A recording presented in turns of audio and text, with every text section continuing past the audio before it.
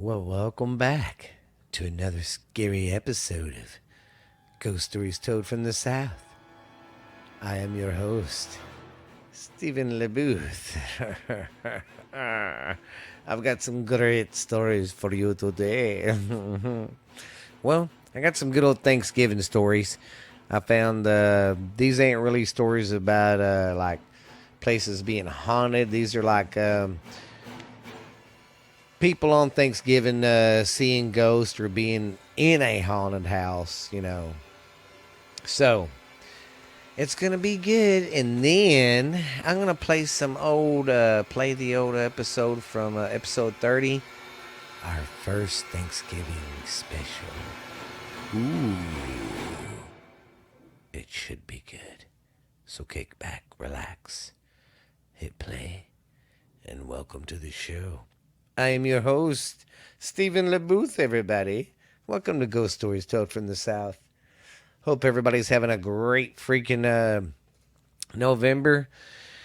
And all I can say is this year is flying by like a mother lover. It's going by quick. Can't believe November's fixing to be over with, man. And I love this weather. I don't want winter coming. This is great weather. It's perfect. When I was younger, I used to love summer. Not anymore. Now I'm older, I like this weather. Give me some spooky stories and a fire and cool weather any day over the sun. Anyways, I hope you guys are having a good week at work, and I want to thank everybody for the downloads. You guys are wonderful. I mean, we're starting to get over 400 downloads a month. That's nuts, man. I just want to say thanks to everybody for that. Thank you for keep listening. And sorry for that one episode I screwed up. I don't know how I did it, but I got it fixed though. So it's the right episode this time. Yeah, I put one of my other shows on there and effed it all up. Didn't realize it till I was at work, because I always get these going, edited, and put them on the platform, and they get them. They're done. They help me get them ready, and then at 6 they drop them for me. And when I went to check it when I got at work, it was not Ghost Stories Told from the South. And I was like, son of a. So, sorry about that. I had to stop real quick and go kick the dogs out of the studio. They was making too much damn noise in here playing. But thanks everybody for the downloads and the likes, and just thank you for listening, man. Well, I guess we'll get on with it. Our first story here is. I guess it's called the Thanksgiving Day Ghost. The Thanksgiving Day Ghost. Here we go. A few years ago, I was at my parents' home for a family dinner on Thanksgiving Day. The house I grew up in, and I have never experienced anything paranormal there. What happened to me this day was very surprising and still bothers me to this day. I spent the early part of the day helping my mother in the kitchen preparing dinner when we were laughing and talking, looking forward to sitting down and eating with the family. With the whole family. While making pumpkin pies, my mother needed a break from the heat of the kitchen and went into the living room to watch the Macy's Thanksgiving Day parade. I stayed in the kitchen and continued to work. While making the pies, I needed to go to the pantry to get some ingredients. The pantry is located down a short hallway connected to the kitchen with the back of the house. I grabbed the items I needed and headed back into the kitchen. I was almost back into the kitchen when I remembered that I forgot to grab something and quickly turned around to head back to the pantry. To my shock, there was a man standing near that area I was just at. It must have been 2 to 3 seconds, and then he was gone. So she ran up the stairs with her arms full, like, oh crap, I forgot to get something. Went back down, turned around, where the spot where she was, there was a dude sitting there or standing there. and then he was gone. I have never seen this man before, but I can remember he was wearing overalls and a hat. That that most disturbing thing for me was it seemed as though he reached to me. It was like he was either shocked that I saw him or he was shocked to see me. After seeing this man, I decided to not tell my mother or father. It wasn't until months later I finally felt comfortable enough to tell them about it. She was interested, but said she never had anything unusual happen to her here in this house in the whole 35 years that she's lived there. I know that I saw what I saw there. My question is why, who is he, and why did I see him? In my 28 years of living and now visiting my childhood home, I have I have so many great memories, but the 2 or 3 seconds on that Thanksgiving day seems to be buried into my mind more than anything else I have ever experienced in that house. So sometimes maybe going home for the holidays isn't what it's cracked up to be. That is crazy. Maybe she could see stuff. Maybe her parents had never seen it because they couldn't really, and she could see him, and maybe that's why she's been the only one to see the guy. You never know. Okay, here. Got another story. Our next story. This one really don't have a title. It's just called Ghost Stories on Thanksgiving. Every, oh, okay. Okay, I got it right. Every Thanksgiving, two brothers and Frank Watson used a nearby ghost story from from their grandfather. A former railroad worker, their grandpa, would retell that spooky story of a place known as Duffy's Cut, located in Pennsylvania. In 1909, a man was walking home from a tavern. There he saw a blue and green ghost dancing in the mist on one September night. The Pennsylvania Railroad kept a record of the incident too. The man said I saw oh the man said I saw with my own eyes the ghost of the Irish who died with the cholera a month ago. Oh, with the cholera. Huh. Cholera. I guess that was some disease. Anyways, they were dancing around a big trench where they were burned. It's true, mister. It was awful. While they looked as if they were a kind of green or blue fire, they were a hopping and bebopping on their graves. I, I had I had heard the Irish were haunting the places because they were buried without the benefit of a sim of a burial. So they were basically, I guess that what I take it from this, there's it's a big. They just made a big hole and these threw all these people in there that died instead of giving them a proper burial. They did this and sounds like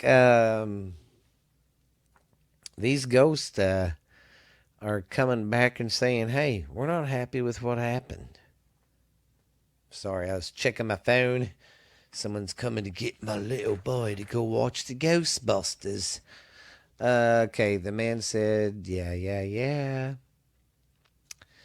After their grandpa died, the Watson twins inherited his old railroad papers. Turns out their grandpa was the assistant to the Martin Climate, the president of the Pennsylvania Railroad. From there, they were shocked to find so many. sightings with the blue and green ghost in the area. According to Frank, one of the people that seen it said, X marks the spot, basically. The twins believe that perhaps there was a mass burial ground created when the landfill was made. The area was also the site of the original railroad bridge. Oh, well, pretty interesting. That's a pretty creepy story. Walking home from the bar and seeing some blue lights flashing. Well, that's probably why they're dancing there, because they never got a proper burial. I just can't talk for Dookie today. All right, let me get some drink of water.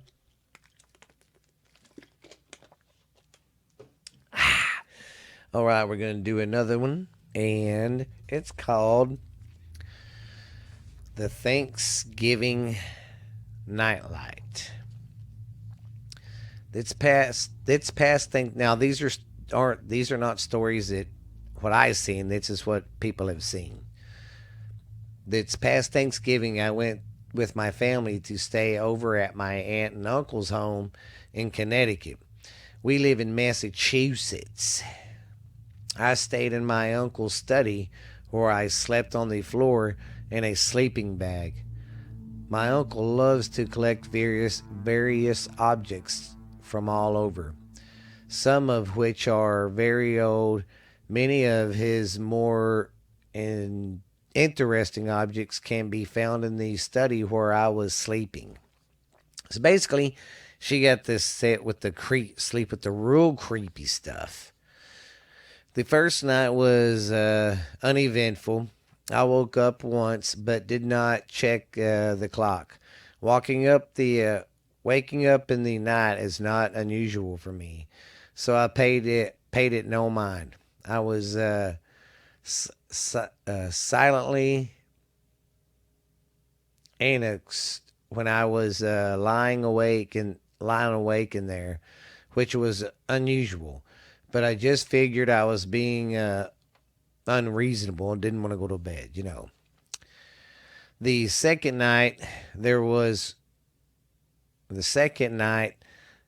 though, was things got a little interesting. I woke up in the night and found myself more awake than usual for when I woke up in the night.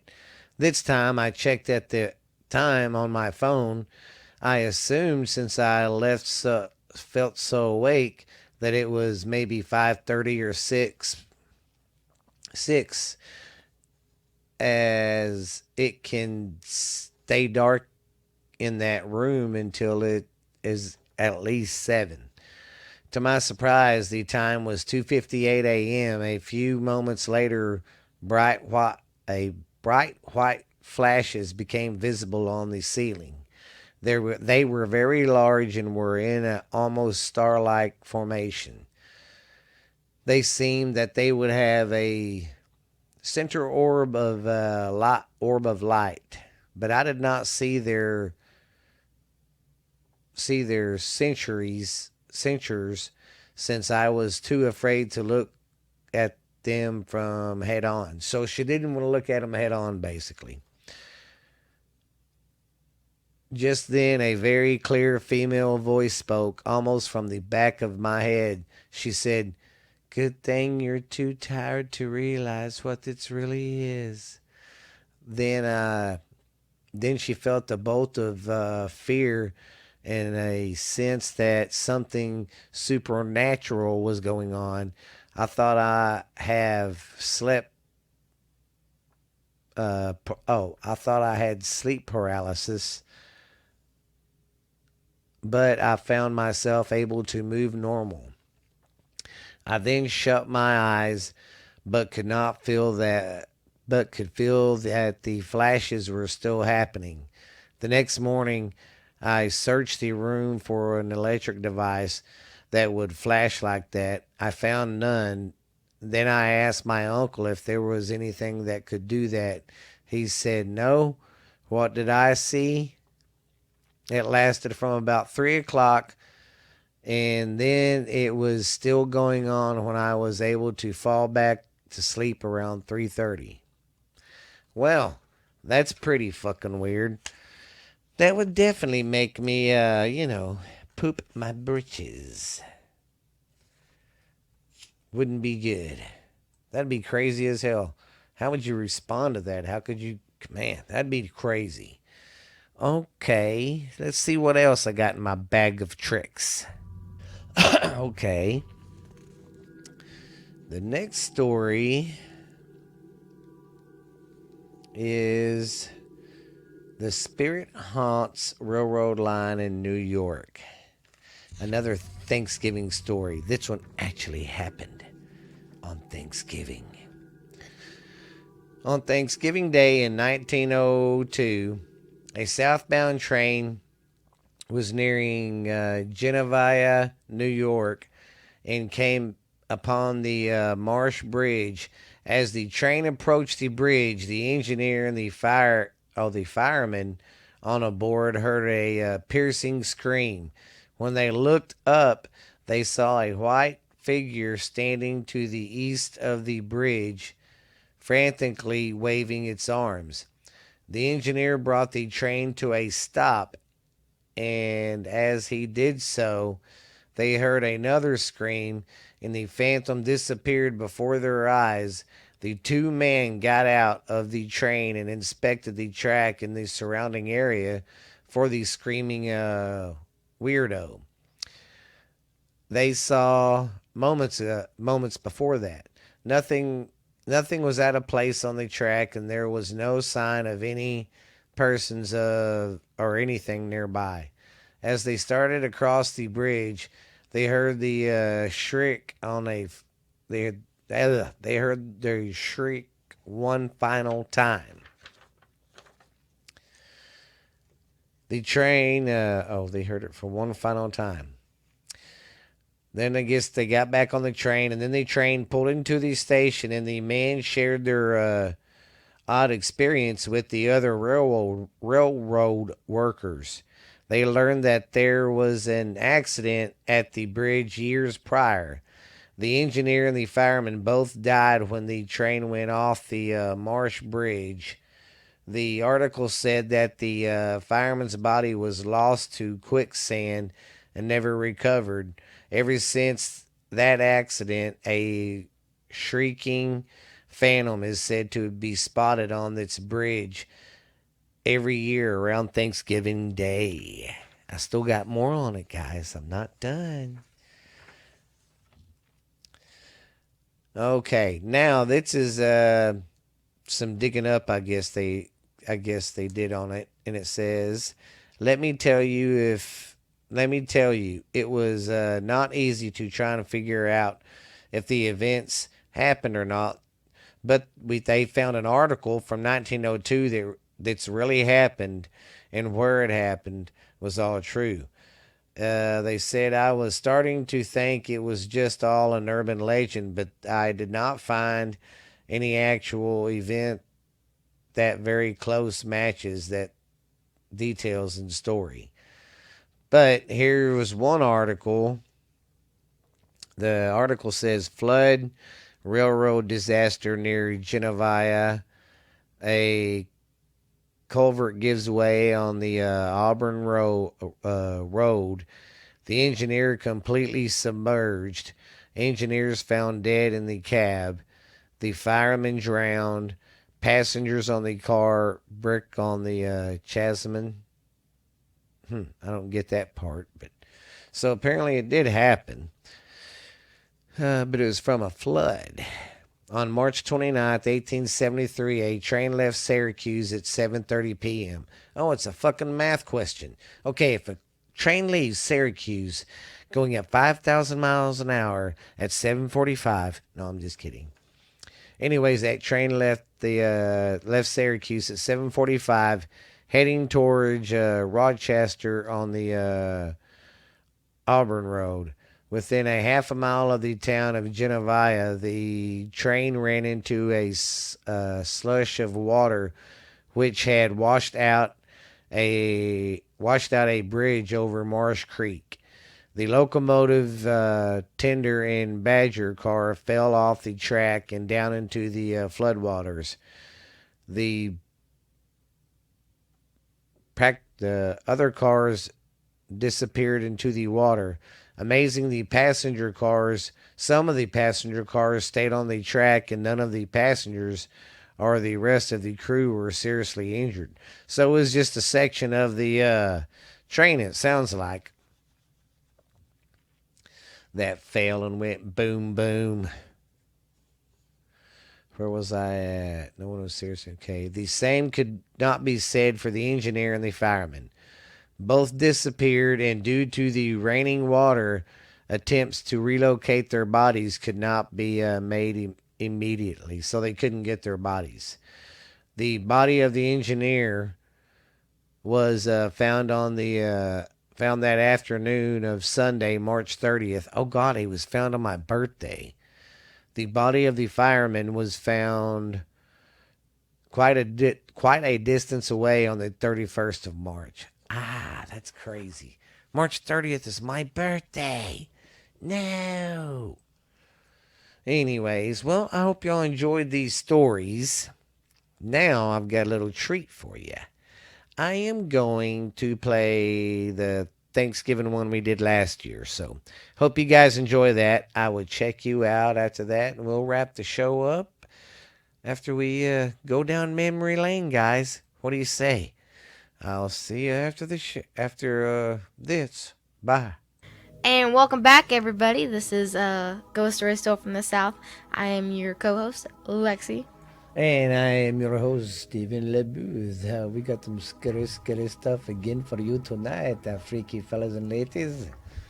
And we also have a guest today. Introduce yourself. Hi, I'm Noah. Thanks for having me. Hey, it's our new friend. Yes, sir. This is our 30th special. And sadly, so it kind of ties in. I didn't think about that. And sadly, it is also the last week of November. I know, this shit's going by too fast. I know. I still think it's ridiculous that freaking Halloween just gets smashed on. And it's like, okay, it's over. Let's get Thanksgiving. Oh, no, let's just bypass Thanksgiving and go straight to Christmas. Yeah. And shove that up your keister. Yeah, no. I wish it lasted longer. I think next year we should have a Halloween, Christmas tree. Yeah. That'd be cool. Those are pretty cool. But, and we also reached 1,000 downloads today. Yep, guys. So that's awesome sauce. That was pretty cool. That's we've been doing this for 6 months now? Yeah, this month is our 6th. So, pretty cool. 6 months, you just got 1,000. That's crazy. Yeah. I know, especially for some country folk like us, just doing it out of our room. I know. It's if you seen crazy. Our setup, you'd be like, wow, really? You make it sound like so easy. But yeah. It's not. It's not. That's what's funny. I think we should go ahead and get started. I'm going to make Dad start today. Okay. And we will talk to you guys more at the end. I'm just going to do 2 back-to-back because, like I said, mine are short, really short. I'll do 2 back-to-back and then another 2 back-to-back. Alrighty. All right, senor. Take it over. Okay, I'm going to go over the Dove Creek Camp. It was a camp where the rail workers worked and camped and lived. Mostly immigrants, because back then that's how they got a lot of the jobs, for the immigrants. And it was mostly some of the Chinese. And they had these camps. They were basically just big-ass tents. They just traveled, as they got railroad going. Well, there's a stretch of land, called Dove Creek. And people said they hear lights, voices, especially the Chinese.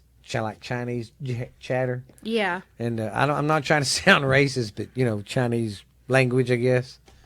And like footsteps and stuff, and then like I said, lights.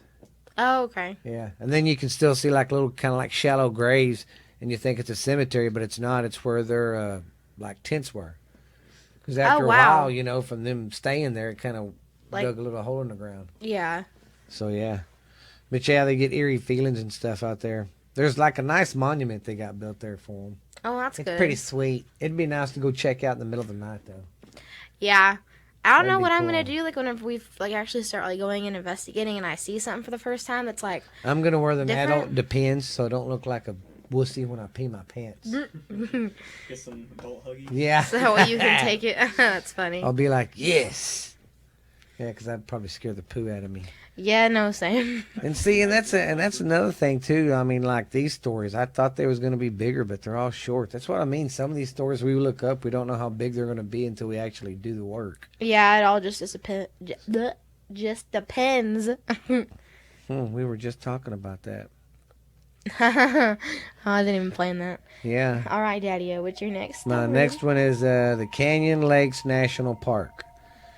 Legend has it some cowboys once trapped a herd of wild Mustangs and drove them into the valley and left them there to starve and die from not getting any water and stuff, from dehydration.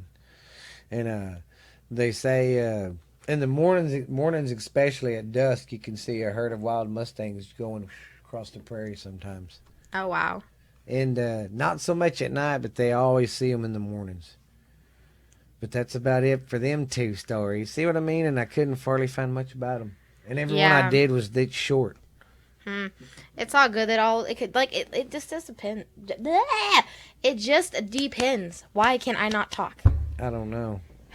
All right. Well, got your tongue. I'm going to go next. And I kind of did mine. Like, I have a handful that's from a state. Then another handful that's from a different state. Another handful it's from a different state, and normally I have like one here, one there, one here, one there, but it's kind of different this time, so that's different for me. Dad kind of does his all in the same place whenever he does his, but so yeah. All right, well, let's get started with me. This is the Redmond Hotel in Brigham, Alabama. I hope I'm saying that right. If I'm not, like, you guys know I can't talk. I think it is Brigham. Okay. I spaced it apart, though, so. Okay. Anyway, this is the Redmond Hotel, and it stands 14 stories high. Apparently, it's the oldest operated hotel in Alabama. And since its opening in 1925, the historic hotel has welcomed guests from all across the U.S., and I guess it's one of, like, Alabama's best hotels for a weekend getaway. So I didn't really find much on the history, but like some of like the ghost stuff that happens, it's like kind of weird. So do tell some stories then. Yeah. Okay. So somebody reported seeing a ghost of a woman in white. It's always the woman in white in these stories. We've noticed that in hotels and lakes. There's a lot of women in white. Yeah. Or like the lady There's in white. There's very rarely a gray woman or gray man or anything. Yeah. There's a couple of them that are pink and green. Well, I'd like to cover that because everything we always gets like, well, the lady in white of the hotel, blah, blah, blah. Or like if it's not more than one person, like she gets around. Because like. Oh, that doesn't sound right. I did not mean it like she's that. She's a spirit. She's free-spirited. Yeah. That's one way to put it. All right. Well, she was reported. The woman in somebody saw the woman in white, and they reported it on they saw her on the 9th floor, and then there's I guess the ghost of a former owner, 2 former owners actually. So like you see them, and then you see just like shadows and other like apparitions just like haunt the hallways and like go down staircases and like you can see them float, like not even walking and stuff like that. And then the lights turn off and on by themselves, the usual. Furniture moves on its own. The doors open and close on their own. Just everything has a mind of its own. I don't think that'd bother me too much. What about See, I feel like the lights want it, the doors want it, but the minute my furniture and my bed starts moving, I'm out. No, my bed, I'd probably be out because I like to sleep. Yeah. That would probably be I feel like I'd sleep through that, though, honestly. I can sleep through a lot. All right. Do you want me to do another one? Yeah, because I got 2 more. All right. So. Golly, this one's going to be short as it's fine. We'll just roll with it. Okay, so Noah actually helped me with this, finding this. But it's a change from what I normally do. Now, in the Halloween duration of the podcast, I kind of covered exorcisms and just a little bit of like more supernatural stuff instead of just ghost. So I was talking to him about, this and everything, and he found this for me. So I'm going to start talking about this kind of stuff more, even though it's, not just specifically ghosts, but it has to do with, the paranormal. So, with that said, we're going to talk about devil worshippers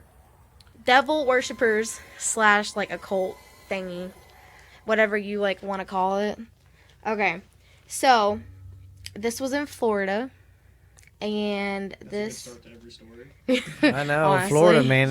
They got a lot of crazy stuff that goes on down there. I've noticed they like to get in the news a lot for stuff they do. I know, right? Crazy ways too. That's for Yeah. Sure. Yeah. Okay, so 2 girls were arrested in Barlow, Florida. These girls were 11 and 12. On that day they got arrested, they did a failed murder plot to murder like half their class.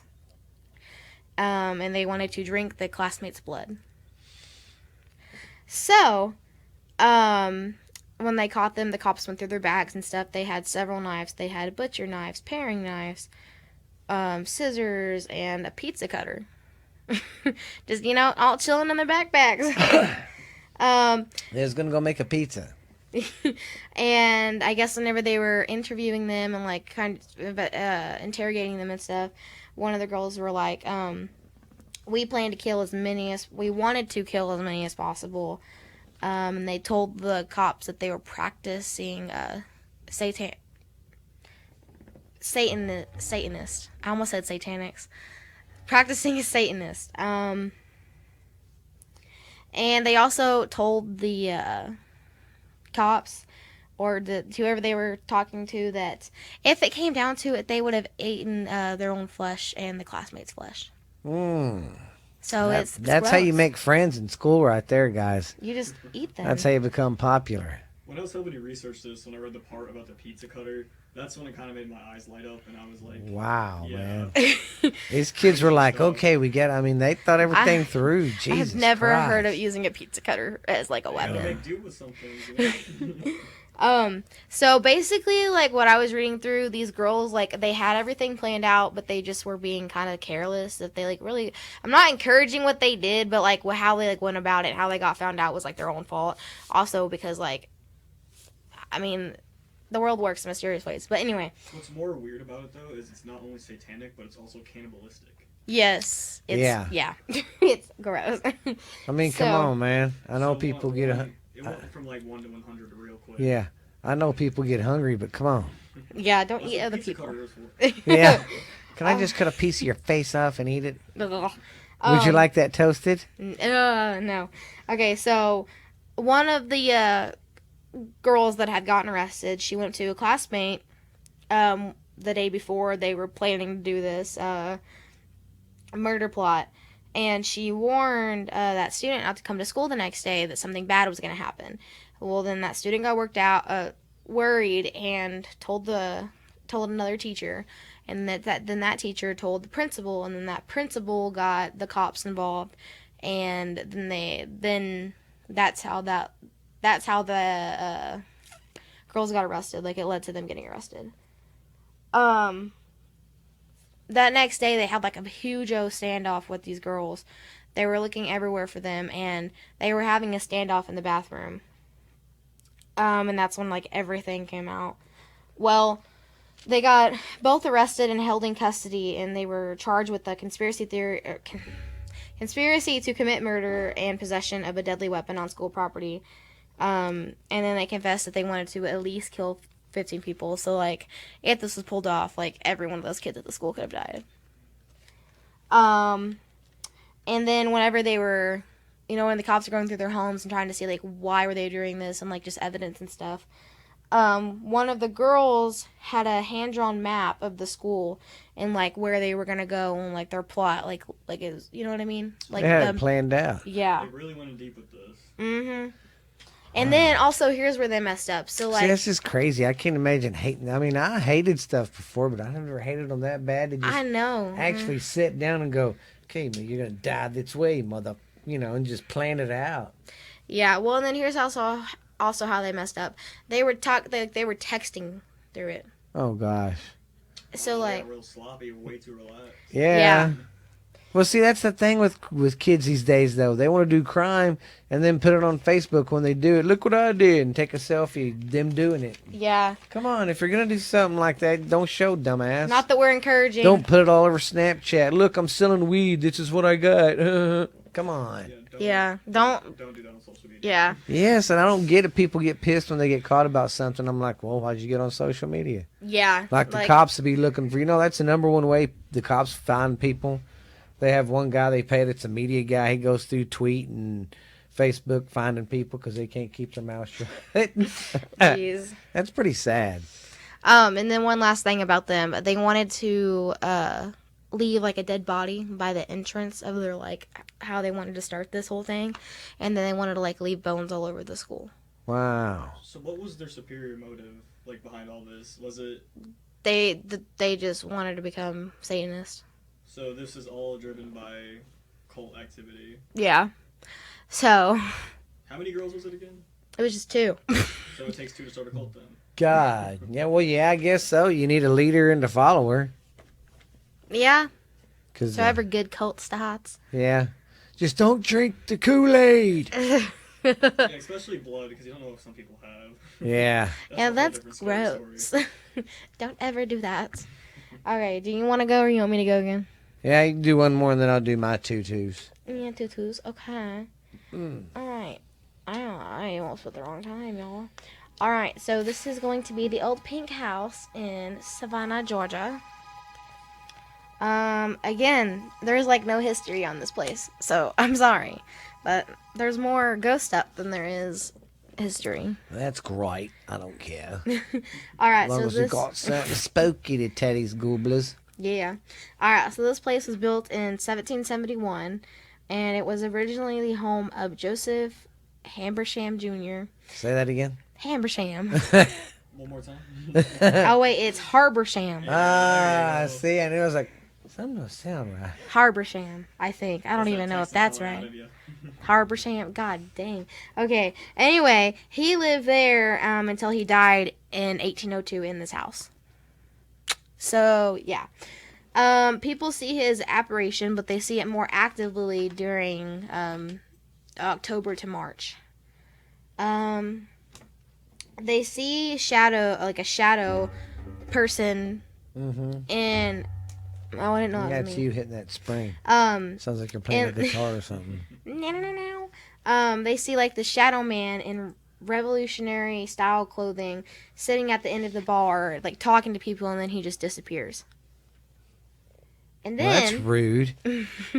And then get this. So I don't know what it is with the ghost there, but there's this restroom downstairs for the customers to use and stuff like that. Well, the ghosts like to lock them in there.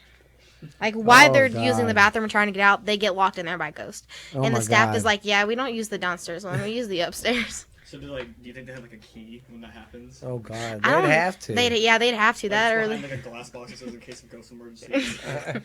I guess the key again. He got somebody again. He locked me in. Well, I do think it'd be a really cool experience to have to see revolutionary shoulders at one end of the bar and you're over there having a nice drink. Yeah. Oh God. That'd be something. Just think of the drunks going to the bathroom. That'd be even funnier. They'd be hey, let me out. Hey, what's going on? That would be funny. These places would be so cool to just go and. I know. Go check them out. That's what we want to do one time is do a podcast in one of these haunted places. Yeah. So cool, a See if 24-hour thing. And like me and her was saying, we could do one for about 15 minutes, go walk around for a while, come back, record for about another 15, just kind of rotate like that. And do it It'd be live fun, and everything. Yeah. That'd be cool. All right. Well, do you want to go or you want me to go? I guess I'll do my tutus. Tutus. We got the Big Cotton Canyon Road in Utah. A lot of mine was Utah and I think South Dakota this time. Like I said, I just go through and just start looking stuff up. Alrighty. It starts at the mouth of the canyon and it runs through the canyon. It's about 15 miles long. Many people have drowned in the nearby creek and many people have seen a girl on the side of the road. Supposedly she drowned, in the nearby creek. And then there's a hitchhiker with him and his dog roaming up and down the road. And they say every time you pull over to stop and say, hey, when you pull over and you look in the rearview mirror or turn around, he's gone. Imagine you go to go pet that dog and it just disappears. Yeah. And then, I feel bad. yeah, that'd be weird. It'd be like, oh, yeah, I'll give you a ride in your... What? Yeah, I don't know. See, that's what would creep me out. I think I could handle furniture moving or something like that, but I just couldn't... I don't think my brain could comprehend there was something just there and now it's gone. Yeah, or I'd something be touched like, me. am I drunk right now? Well, it's like that time when Ashley got her hair pulled in Oh, the my kitchen that God. day. My That's brain's crazy. my brain's still like can't compute. Well, not do that. No, I can't. No, this is a crazy story. There's a town in Utah called Thessal. That's all. In 1983, Utah got a lot of rain that spring. Well, because they get a lot of the rain from the mountains when when the spring comes, Yeah, all the yeah. snow starts melting. Well, they get a lot of that, and they got a lot of rain that year too. Well, they got so much rain on the Spanish Fork River, a landslide happened and dammed it up right there, and it flooded this town. I mean, the town, no one died. It That's everybody got out in time with a few hours notice, but when everything receded and stuff, you can still visit a little bit of the town. But they say there some of the because it started out as I guess a halfway point between I can't remember the two states in Utah, but it's like a halfway point, and it was right there on the river. Oh, So it was okay. like back then, it was a place where they traded goods and stuff. Well, after that, the railroad came through, and then after that, when the interstates came through, it kind of shut it down. And a lot of them people, were there forever, and they say their spirits and stuff, because they had to leave so So in a suddenly. rush, and then wherever they died,